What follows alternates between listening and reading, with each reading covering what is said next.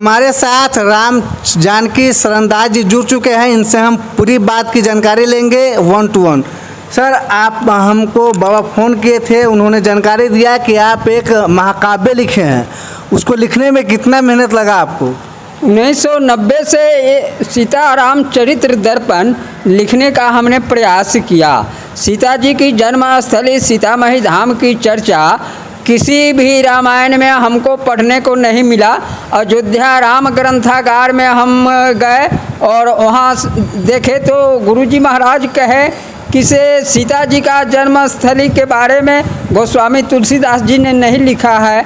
तो इस प्रयास को हम पूरा करें, क्योंकि हम सीता जी के क्षेत्र के हैं, तो सीता जन्मस्थली की चर्चा अवश्य होनी चाहिए।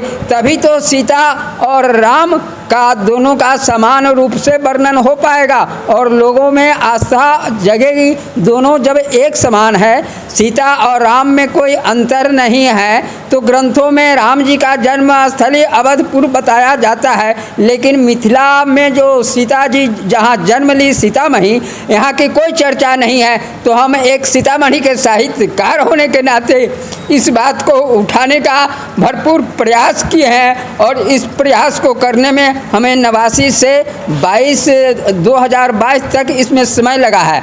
अब मैं अपने ज़मीन बेचकर इसको छपवाने के लिए छपवा लिए हैं और अब लोगों के सामने इस बात को हम रखने जा रहे हैं कि सीता जी का जन्मस्थली के ऊपर मेरा यह रामायण बिहार क्या पूरे भारत और विश्व में इसका प्रसिद्धि फैले, ताकि राम उपासक सीता और राम दोनों को एक समान मर्यादित रूप से देखें। इसमें जो मर्यादा हमने दिखाई है कि सीता को भी अग्नि में प्रवेश करने की ज़रूरत नहीं है। जो आज की नारी कहती है कि सीता को अग्नि परीक्षा देने की क्या ज़रूरत थी, उसने अग्नि परीक्षा दे करके नारी के ऊपर अपमानित किया है। तो हमने बिना अग्नि रामायण शतकोटि अपारा, अनेक रामायण हैं, तो अनेक रामायणों में अनेक कथाएं भी तो है। बाबा, आपने अभी बोल रहे थे तो सीता मैया के प्रति आपका प्यार जो है सीधा झलक रहा था। ऐसा महसूस हो रहा है कि आपकी आंखों में आंसू भी आ गया है। लेकिन मैं एक चीज़ जानकारी लेना चाहूँगा कि राम मंदिर जो है अयोध्या में बन करके तैयार हो गया, लेकिन कहा जाता है कि पहले सीता तब राम। तो आप कुछ कहना चाहेंगे सरकार को कि क्या पहले सीता मैया का जो भव्य दरबार है निर्माण होना चाहिए सीतामढ़ी में?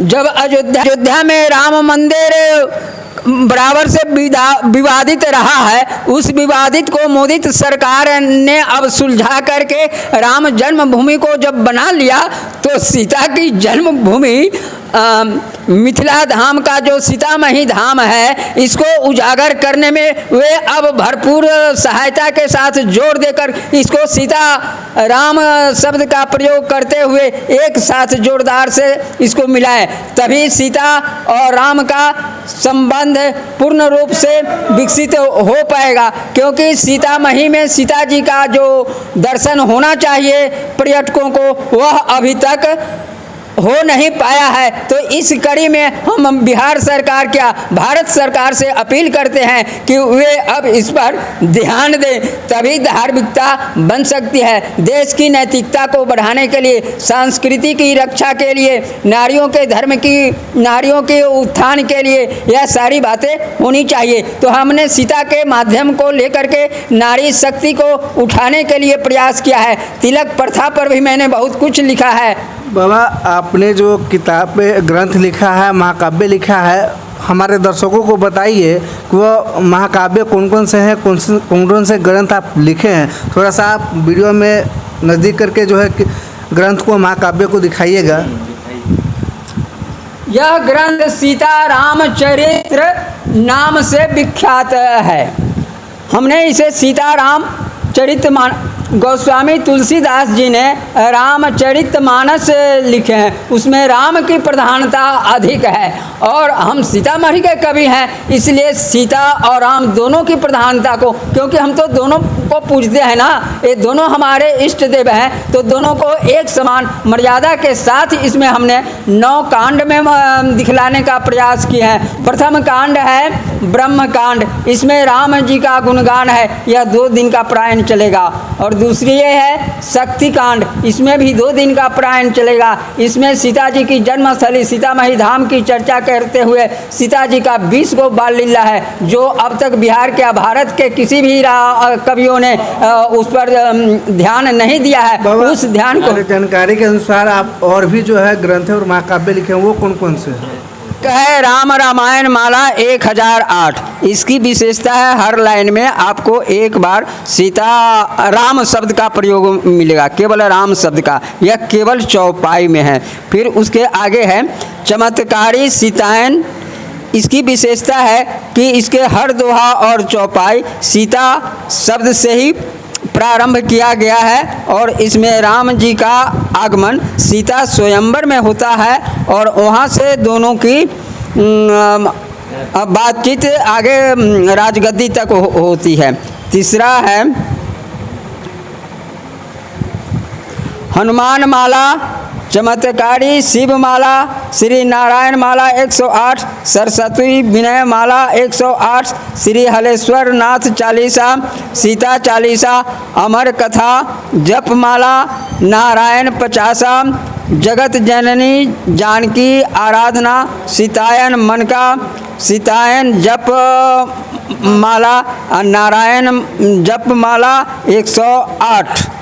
तो बाबा आप इतने सारे ग्रंथ और महाकाव्य लिखे, इनको लिखने में आपको कितने वर्ष का जो है संघर्ष करना पड़ा? 1989 से धार्मिक ग्रंथों के लिखने और देखने का मैंने प्रयास किया, और इसमें हमको 22 तक में कुछ जो रामायणों का हमने नाम बताया है किताबों का, तो इस बीच में ही प्रकाशित हो चुका था। लेकिन अब मेरा अंतिम है सीताराम चरित्र दर्पण नवकांडी है, जो इस पर हम अपने तन मन धन से इसको अब प्रकाशित करने के विचार करके अब इसको हम और पूरे भारत में इसको पहुंचाने का, हर मंदिर में इसे पहुंचाने का प्रयास में लगेंगे। तो आपने देखा कि किस तरीके से बाबा ने बेबाक तरीके से अपनी सारी बातों को रखा। इनका साफ कहना है कि मैं सीतामढ़ी का रहने वाला हूं और सीता मैया के लिए मैंने लिखा है।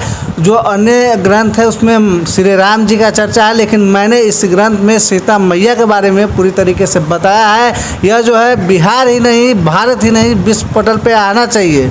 तो आप इस किताब को देखें और पढ़ने का कोशिश पूरा करें। यह किताब जो है कि आपको बुक स्टोर पर मिल जाएगा। यह किताब का नाम भी आप पढ़ रहे होंगे, इनका का नाम है कि कॉलेज बुक सेंटर पर जो है कि किताबें मिल जाएगी। आप एक बार पढ़ करके सीता मैया के बारे में जानने का ज़रूर प्रयास करें। और अन्य लोगों से मैं भी प्रार्थना करना चाहता हूँ कि अपने बच्चों को भी माँ सीता के बारे में, राम जी के बारे में पूरी तरीके से जानकारी देने की कृपा करें और एक किताब लेकर के एक बार पढ़ें और इसमें क्या क्या जानकारी दी गई है यह जानकारी आप ज़रूर जानें।